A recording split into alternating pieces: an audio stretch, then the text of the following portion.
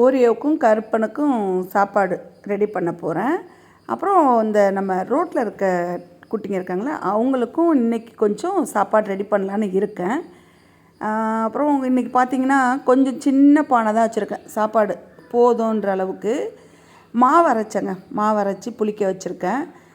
அப்புறம் இது என்ன பண்ண போகிறோம்னா, இந்த மைதா மாவை கேக்கு, டீ கடை கேக்கு இருக்கு இல்லையா, அந்த கேக்கு சுட போகிறேன். இப்போது நான் சர்க்கரை கொஞ்சம் எடுத்திருக்கேன். ஒரு 1/4 கிலோ கூடுதலாக எடுத்திருக்கேன். 4-5 முட்டை, 3 முட்டை எடுத்திருக்கேன். கொஞ்சமாக சோடா மாவு சேர்த்துருக்கேன். இதை மிக்சியில் நல்லா அப்படியே ஒரு ஓட்டுனா அப்படி புஷ்ஷுன்னு வந்துடும். இப்போ அதை எடுத்துகிட்டு மைதா மாவில் ஊற்றி பிசைஞ்சி ஒரு பக்கம் எடுத்து வச்சுருவோம். ஏன்னா ஸ்நாக்ஸ் எதுவும் இல்லைன்னு சொன்னாங்களா, சரி என்ன பண்ணுறது வாங்க, நானே உங்களுக்கெல்லாம் ஸ்நாக்ஸ் செஞ்சு தரேன்னு சொன்னேன். இப்போ மைதா மாவில் 1 ஸ்பூன் நல்லா கொஞ்சம் கூடுதலாக நெய் சேர்த்துக்கலாம். இப்போ மிக்சியில் அரைச்சி எடுத்துகிட்டு வந்த அந்த முட்டை, சர்க்கரை, சோடா மாவு கலந்தோம் இல்லையா, இதை அப்படியே எடுத்துகிட்டு இந்த மைதா மாவில் ஊற்றி நல்லா பிசைஞ்சிக்கலாம். இல்லை ஒரு சின்ன மிஸ்டேக் என்னென்னா, 1 ஸ்பூன் ரவை போட மறந்துட்டேங்க. ரவை போட்டிருந்தா சூப்பராக இருக்கும், நல்லா இருந்துச்சு, சாஃப்டாக இருந்துச்சு. ரவையாக இருந்தால் கொஞ்சம் மொறுன்னு அப்படியே மேலாக்க தெரியும் இல்லையா, அதுதான். இப்போ இது எல்லாத்தையுமே நல்லா பிசைஞ்சு எடுத்துக்கலாம். நல்லா தண்ணி பத்தலைன்னா நம்ம தண்ணி தெளிச்சிக்கலாம். இப்போ இது எல்லாத்தையுமே கலந்து ஒரு பக்கம் எடுத்து வச்சுருவோம். செம்மையாக இருக்குங்க இந்த கேக்கு, ரொம்ப நல்லாயிருக்கும். டீ கடையில் பார்த்திங்கன்னா நல்லா புஷ்ஷுன்னு ஒரு கேக் விற்கும். அது என்னங்க அப்படின்னு ஒரு சில கடையில் ஒரு மாதிரி விற்கும். பெருசாகவும் விற்கும், சின்னதாகவும் விற்கும். ஆனால் எங்கள் பசங்க சொன்னாங்க, அம்மா சின்னதாக போடுமா அப்படின்னு சொன்னாங்க. சின்னதாக போட்டால் அது பேர் கலகலா மாதிரி ஆகிடும், பெருசாக போட்டால் தான் அது பன்னு மாதிரி இருக்கும் அப்படின்னு சொல்லி நான் இன்றைக்கி கொஞ்சம் பெருசாகவே தாங்க போட்டேன். இப்போ மாவு எல்லாத்தையுமே நல்லா உருட்டி திரட்டி தனியாக எடுத்து வச்சுருவோமா. நல்லா எடுத்து வச்சாச்சு பாருங்கள். அது பாட்டுக்கு அப்படியே தனியாக கொஞ்சம் நேரம் இருக்கட்டும். ஒரு 1 மணி நேரம் 2 மணி நேரம் இருக்கட்டும். நம்ம சமைச்சு முடிக்கிறதுக்குள்ளே எல்லாம் சாப்பிட்டு முடித்த பிறகு இந்த பன்னுன்னு சொல்லலாம், கேக்குன்னு சொல்லலாம், போட்டுக்கலாம். இப்போது குழம்பு நல்லா கொஞ்சம் காரக்குழம்பு தாங்க வச்சுருக்கேன். காரக்குழம்பு தான். இவங்க பரப்பிக்கிட்டு எப்படி தூங்குறாங்க பாருங்கள். எழுதுங்கண்ணா மேலே. ஏன் டயர்டாக இருக்கா? எல்லாம் விளையாண்டாங்கல்ல, டயர்டாக இருக்குது. ஓரியம்மா சரி வரமாட்டான். அவன் வந்துடுவானே. ஓரியோவுக்கு பயமாக இருக்கும். தொட்டாசினிங்கி பொண்ணு அது, ஓரியோ குட்டிக்கு இனிமேல் தொட்டாசினிங்கின்னு பேர் வச்சிடலாமா என்னன்னு சொல்லுங்கள்.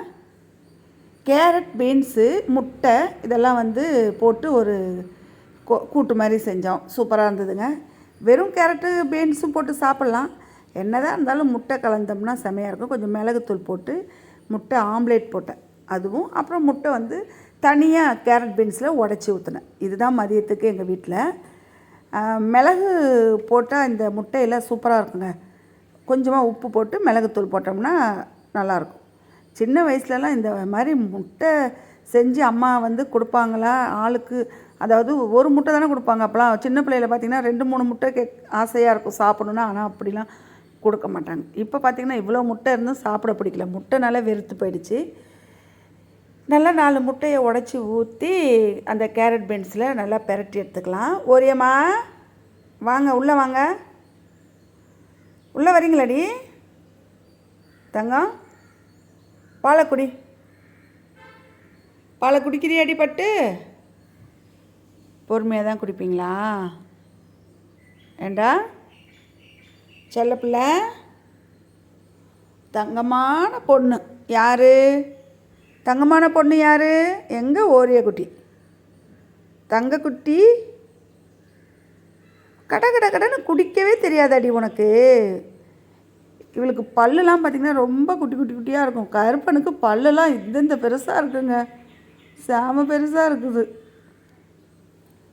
நல்லா கிளறி விட்டுக்கலாம். நல்லா கலகலன்னு ஆகணும். முட்டை ஊற்றினோம்னா நல்லா கலகலன்னு ஆகணும். இப்போது ஆம்லேட் திருப்பி போட்டுக்கலாம் பாருங்கள். அவ்வளோதான். யாருக்கு முட்டையில் மிளகுத்தூள் போட்டு இந்த ஆம்லேட் பண்ணி சாப்பிட்டா பிடிக்கும்னு சொல்லுங்கள். எங்கள் வீட்டில் இப்படி பண்ணால் தான் பிடிக்கும். எனக்கு வெறும் வெங்காயம், பச்சை மிளகாய் போடும் தெரியுமா, நல்லா வானலில் உறுத்து பொடி மாஸ் மாதிரி, அதுதாங்க எனக்கு ரொம்ப பிடிக்கும். ஆனால் எனக்கு இந்த மாதிரி ஆம்லேட்டை விட எனக்கு பொடி மாஸ் ரொம்ப பிடிக்கும். எல்லாமே ரெடி ஆகிடுச்சு. மதியம் சாப்பிட வேண்டிதான். இப்போ சாப்பிட்டு முடிச்சுட்டு கேக் போட்டுக்கலாம். முட்டை வேணுமாடி தங்க உனக்கு, இந்த கொஞ்சோண்டு சாப்பிடு. சாப்பிட மாட்டார் இதெல்லாம் அவர். அப்படியே இந்த கையால் வாயால் மெதுவாக தள்ளுவார். பிடிக்கல, ஆனால் வந்து அப்படியே பொறுமையாக தள்ளி தள்ளி எடுத்து வச்சு சாப்பிடுவார். ஓரியோவுக்கு இன்னும் சாப்பாடு வைக்கலை. நம்ம சாப்பிட்டு முடிச்சுட்டு அப்புறம் கேக்கு போடுற வேலை இருக்கு இல்லையா, கேக்கு போட்டுட்டு அப்புறமா வந்து ஓரியோவுக்கு சாப்பாடு வச்சுக்கலான்னு வச்சுட்டேன். இப்போ சாப்பிடும் போது எங்கள் பசங்க அம்மா 4 வாய் கொடுமா, அம்மா 4 வாய் கொடுமான்னு கேட்பாங்க. என்ன தான் நல்லா இல்லாத குழம்பா இருந்தாலும் நம்ம ஊட்டி விட்டோம்னா பசங்க வந்து சாப்பிட்டுடுவாங்க. அதுதான் எனக்கு பிடிச்ச விஷயமே. பிளாக்கி ஓடிவா, ஓடிவா, ஓடிவா, ஓடிவா. எங்கே இருக்க பிளாக்கி? கற்பா இருக்கியா? பாலை குடி, குடி குடி, பாலை குடி. வாழை பற்றியா வாழை? இவர் வந்து நம்ம வந்து ரொம்ப நேரம் கழித்து வந்தாலும் இல்லை யாரையாவது தெரிஞ்சவங்கள பார்த்தா அப்படியே வாழும் அந்த உடம்பும் சேர்த்து அப்படியே ஷேக் ஆகும் இவருக்கு. எல்லாருக்குமே எல்லாமே முடிச்சாச்சுங்க. பாலை வச்சாச்சு, சாப்பாடு வச்சாச்சு, பசங்களுக்கு சாப்பாடை ஊட்டி விட்டாச்சு. இப்போ இந்த கேக்கை ரெடி பண்ண வேண்டியதான். இப்போ நம்ம வந்து பிசைஞ்சு வச்ச மாவை கொஞ்சமாக எடுத்து இதை மாதிரி நம்ம உருட்டிக்கலாம். அவ்வளோதான். கொஞ்சமாக கட் பண்ணி எடுத்து வச்சுப்போம். அழகாக வேணும்னா முன்னாடி இருக்கிற பீஸை கொஞ்சம் சின்னதாக கட் பண்ணி எட்ட போட்டுக்கலாம்.